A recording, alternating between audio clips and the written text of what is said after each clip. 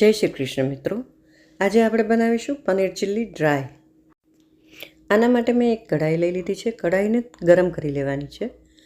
ગરમ થઈ જાય એટલે એમાં તેલ ઉમેરીશું. તેલને પણ ખૂબ સરસ ગરમ થઈ જવા દેવાનું છે. અહીંયા મેં બધા જ વેજીટેબલ્સ જે મારી પાસે હતા પ્લસ પનીર એ બધાને ચોપ કરી લીધા છે. બધાને એક સાઇઝમાં એક સરખા ચોપ કરવાના છે. ગાર્લિક, ચીલી અને જિંજર એ ત્રણને એકદમ બારીક ચોપ કર્યા છે. તો તેલ ગરમ થઈ જાય એટલે સૌથી પહેલાં એ ત્રણને નાખીશું. ચાઇનીઝ કોઈ પણ વસ્તુ બનાવીએ ત્યારે એક વાત યાદ રાખવાની કે બધું ફૂલ ગેસે થાય અને ફટાફટ કરવું પડે.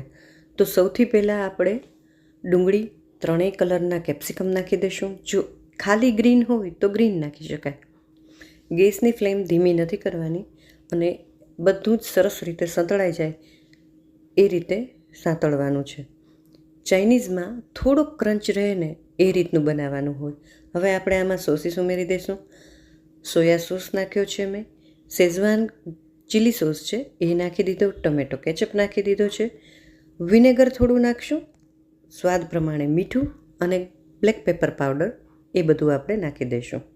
મિત્રો, મારી રેસીપી ગમતી હોય અને હજી સુધી જો મારી ચેનલને સબસ્ક્રાઈબ ના કરી હોય તો પ્લીઝ કરી લેજો. સારી સારી રેસિપીઝ આવતી રહેશે, તમને જોવાની મજા આવશે. મારી આ ફૂડ ચેનલ ગુજરાતી ચેનલ છે. આ સિવાય પણ મારી એક ચેનલ છે જેના ઉપર ક્રાફ્ટ, વ્લોગ અને વાનગીઓ આવતી રહે છે, પણ એ હિન્દી છે.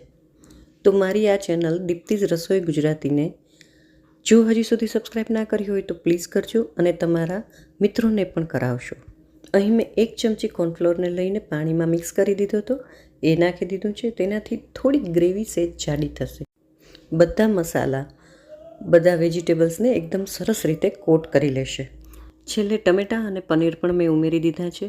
પનીરને તળીને પણ નાખી શકાય, પણ મારે પનીર સોફ્ટ જોતું હતું એટલે મેં આ રીતે તળ્યા વગર જ ઉમેર્યું છે. બસ છેલ્લે થોડીક ફ્રેશ સમારેલી કોથમીર નાખી ગેસ બંધ કરી દઈશું. આપણું પનીર ચીલ્લી ડ્રાય રેડી થઈ ગયું છે. ગરમ ગરમ જ પીરસવાનું છે. તો મારી આજની આ રેસીપી આપને કેવી લાગી એ કમેન્ટ કરીને જરૂરથી જણાવશો. રેસીપી ગમી હોય તો લાઈક અને શેર કરવાનું ચૂકતા નહીં. મિત્રો, નેક્સ્ટ કઈ રેસીપી જોવા માગો છો એ પણ મને કમેન્ટ કરીને જરૂરથી જણાવશો. બને ત્યાં સુધી હું બનાવવાનો પ્રયત્ન કરીશ. તો તમે જોઈ શકો છો કે પનીર કેટલું સોફ્ટ છે.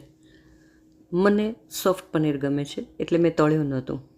જો પનીર થોડું કડક ગમતું હોય તો મેંદાની સ્લરીમાં ફ્રાય કરી લેવાનું. તો મળીએ પાછા નેક્સ્ટ વિડીયોમાં. ત્યાં સુધી ટેક કેર.